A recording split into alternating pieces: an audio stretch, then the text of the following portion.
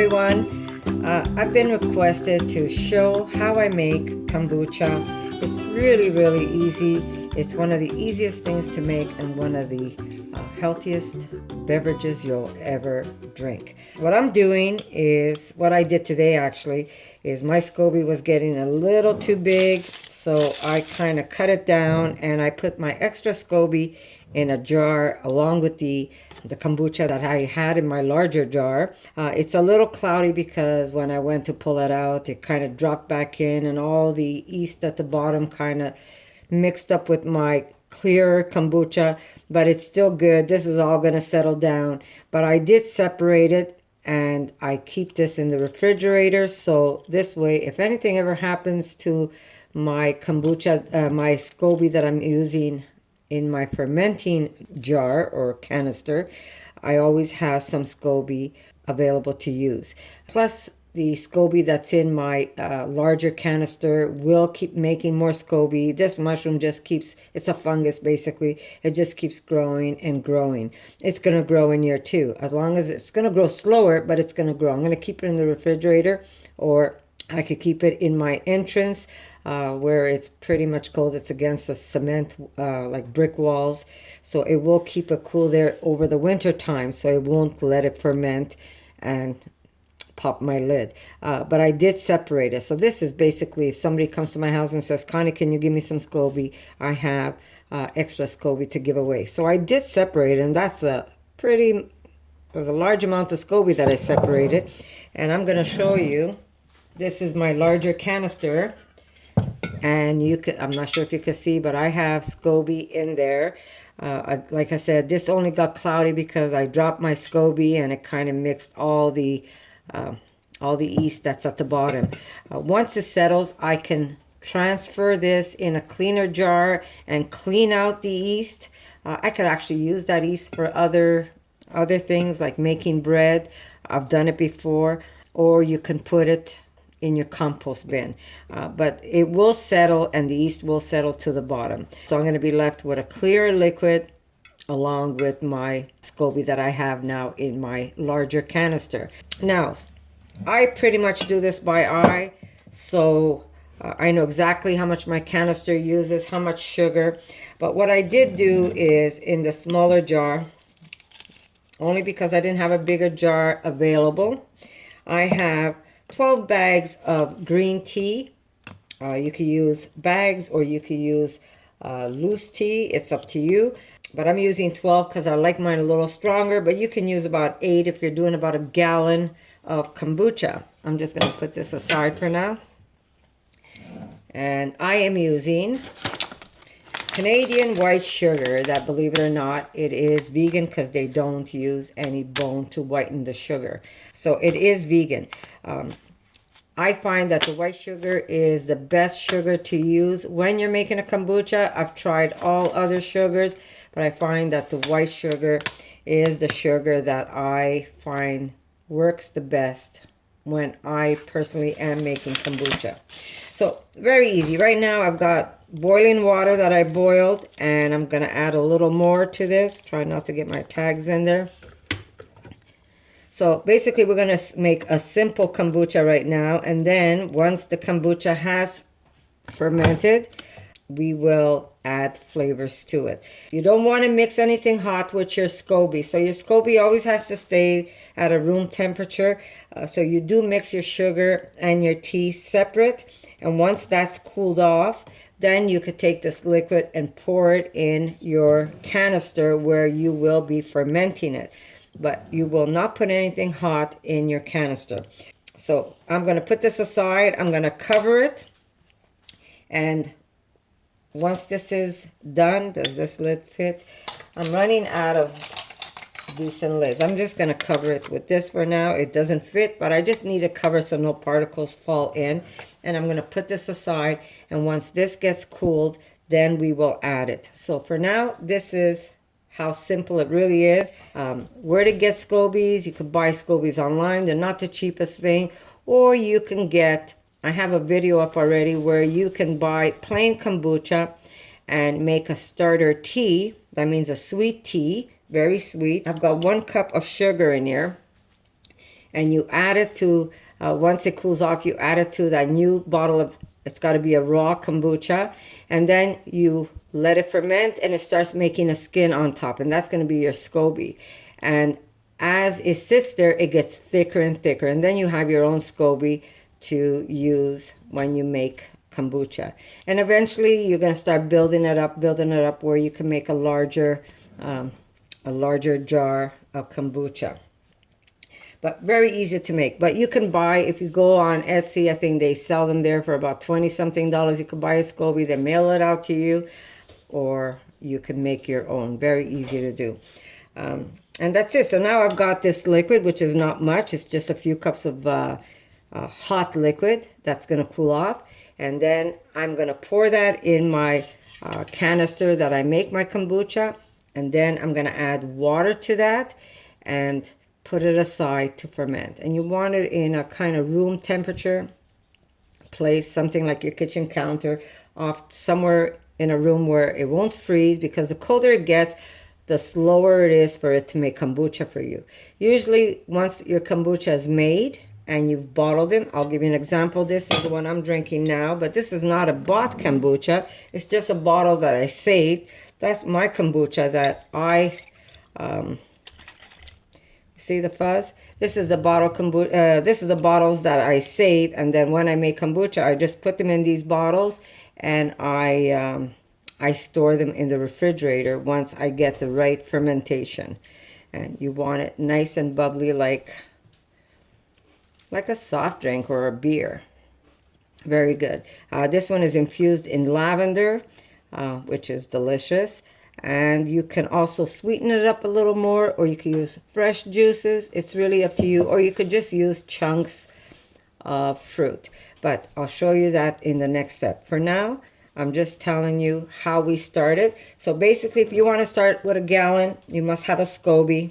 You're going to need at least 8 to 12 tea bags. You're going to need 1 cup of sugar, and you're going to need at least 14 cups of water. And you have to calculate that with the water that you're soaking your tea and your sugar in. Yeah, what else do you need? So basically that's it. You need your sugar, your water, and you need your starter. So you're going to have to go out and buy yourself a raw, plain, no flavor kombucha. And you could use that as a starter if you have a scoby.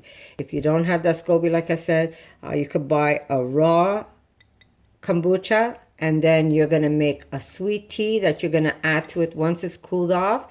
And you're going to put, just like what I do here, I'm using a cotton cloth on top, and I put an elastic so like the fruit flies can't go inside, and it has the ability to breathe, because this will breathe. You need it to breathe. And then you can start, you're going to see a scoby forming. But you will need to have a scoby one way or another. Either you buy it or you make yours from scratch. I made mine from scratch, and this is many, many moons ago. I think it's about 14 years ago. And it's the same scoby. I've given it away. It just keeps growing. I give away and it keeps growing. So it's very easy. Once you have your scoby, you can always have it for life. You can have it for many, many years. So that's it. So I've got now my water, and I'm going to show you my next step when this cools off and I add it to my big jug here. This is more than a gallon. It's about 1.5 gallons. So I will be adding more sugars, but like I said, I do it by eye because I'm used to it. For you, follow the measurements, and I'll write down the measurements for you right on the side here on what you need to start making your kombucha. And let me tell you, this stuff is really good for you. It's good for your gut. It's good for your body. You say, wow, that's so much sugar. I can't eat that much sugar. Well, let me tell you, the scoby takes all that sugar. You're going to be left with hardly any sugar in your drink. You're going to have to add sweetness if you want it sweet. Once I bottle it, what I do is I add just a little bit of either maple or just a teaspoon of sugar in it, and I let it ferment just a few more days. Kombucha consumes it. So you're really left with a very simple, not sweet beverage. So, and again, if you like to drink it when it's sweeter. That's up to you. But usually you wait till it's nice and tart and there's hardly, you see there's hardly any sugars left. When you taste it, you will know.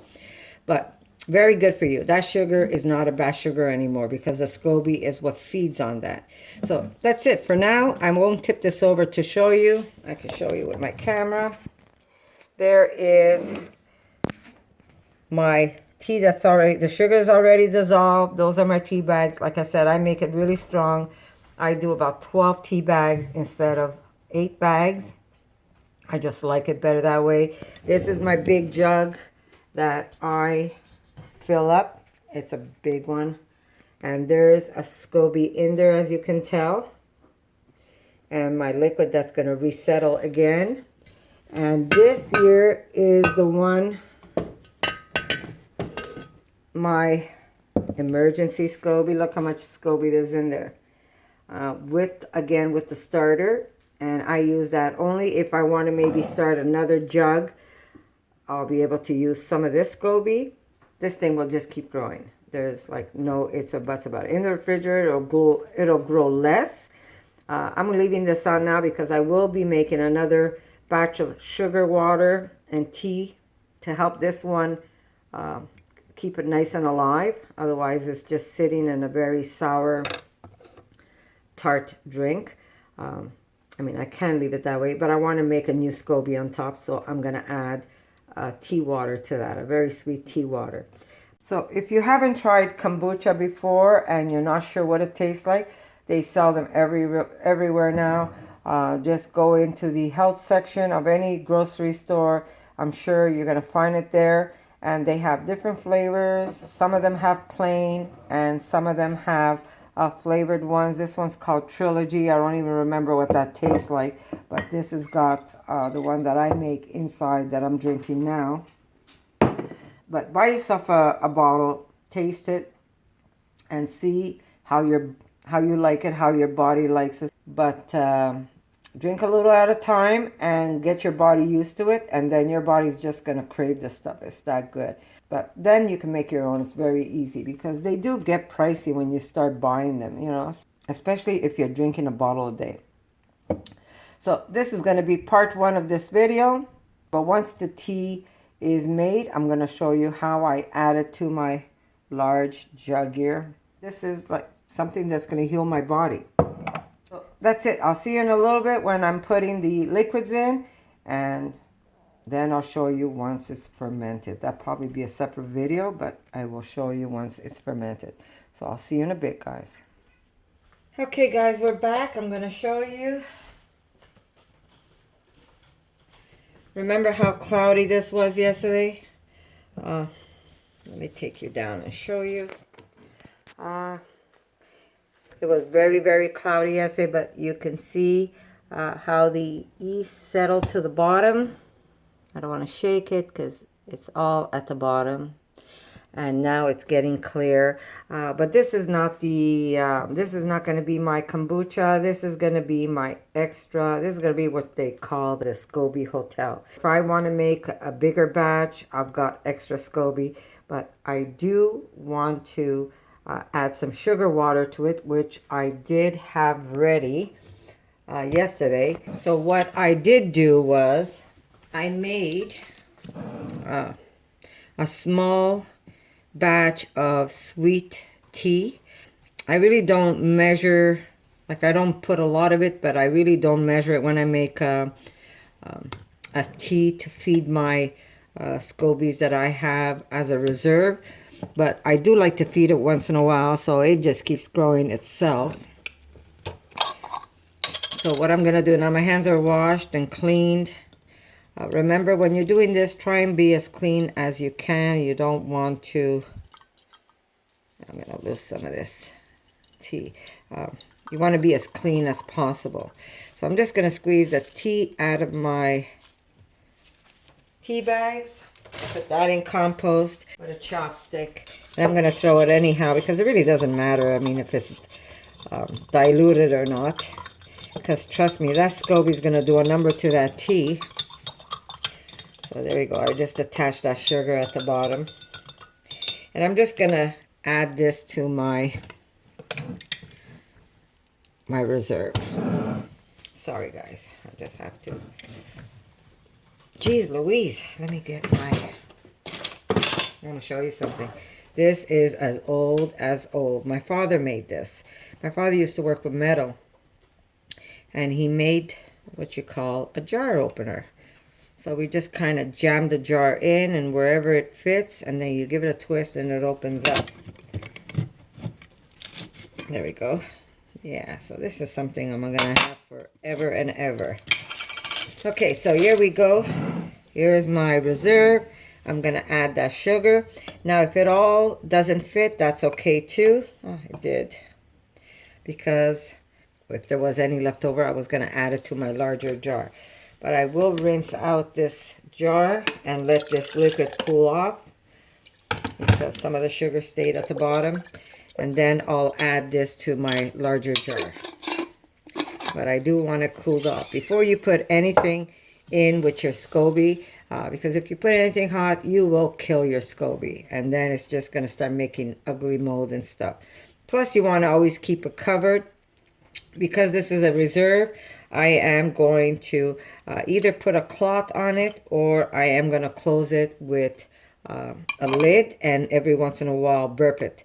You're going to see that it's going to start, because I put fresh sugar in my reserve, it's going to start growing and it's going to start making gases. So I do need to, once in a while, just release it and get the, give it a burp, and it's going to be fine. Or I can make my life really easy and just put a cloth on top, which I think I'm going to do this time around, but I want to keep it covered so I don't get anything in it. Another thing you could do is paper towels. You can double the paper towel, which I'm doing right here, and put an elastic, and then nothing will go in it. I might want to make this a little smaller though. I could have even made it a little smaller. So I will get an elastic, and I am going to put that aside. Now, why do we keep this covered? Because if we don't, a fruit fly or any kind of bug could go into it, and then it's going to spoil your scoby. So we don't want that, right? So now this I will put aside, and this will be my scoby hotel because I have so much of it. Okay, so here is my big jar. And as you can see, my scoby's all the way at the bottom of this jar. It's a big, big canister. So I've got like a couple of inches of starter liquid. That's from my old batch. Plus I have the scoby that I left in here because I removed most of it. But I still have a very large piece of scoby in there. And now I'm going to add my sweet tea to it. And I told you, this is my starter tea that this is my green tea mixture. I'm just going to squeeze my tea bags without trying to break it. And you have to have clean hands, guys, when you're doing this. Always keep your hands clean. Okay, so I am going to just dump this in. There we go. So as you see, it didn't even get to my halfway point. But I will cover this. There we go. Cover it, put my elastic back on. And what I'm going to do is, because this still has sugar at the bottom, I have some boiled water that I boiled earlier. I am going to fill this jar so it dissolves the rest of the sugar that's at the bottom.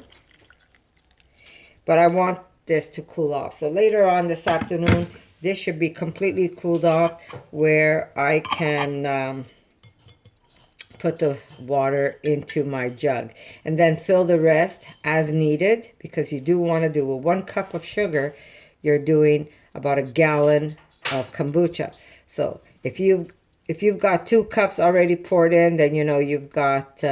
you need at least 14 cups more of liquid. But you also have to keep into consideration your starter, which is another 2 cups. So I'm just going to let this cool off, and then I'm going to add it to my jug. And then what we're going to do is we're going to wait. Depends how big your scoby is. Also depends the temperature. If you're at room temperature, where it's warmer, it's going to ferment faster. If you have it in a cooler place, like a cold room, not a refrigerator, a cold room, it's going to ferment slower on you. So if you're making this type of tea, always keep it in a place where it's like a room temperature and where there's not that much light that goes to it. So you want to cover it completely with a dishcloth, just so that it doesn't see any daylight or sunlight. That's the way I've always done it. Make sure that it's in a dark place. And that's it. You wait. In a week, you taste it, see how bubbly you like it, how fizzy you like it. Sometimes when you're making kombucha, you've waited so long and it's not even fizzy. You taste the tartness in it, but it doesn't have a fizz in it. And that doesn't mean that your kombucha isn't good. It just doesn't have a fizz in it. But it doesn't mean that it's gone bad on you at all. It's going to taste like a tart liquid, a tart tea. But this is our simple tea. That means there's no flavors to it. And in a week, like I said, I'm going to check it. And if I like the sweetness or the tartness, what I do is I will either jar them or bottle them. I keep my old kombucha bottles. I'll show you. So I have bottles like this, where I use this type of bottle, or you could use this type of bottle if I'm making larger batches. Look at the nice fizz already. Isn't that beautiful?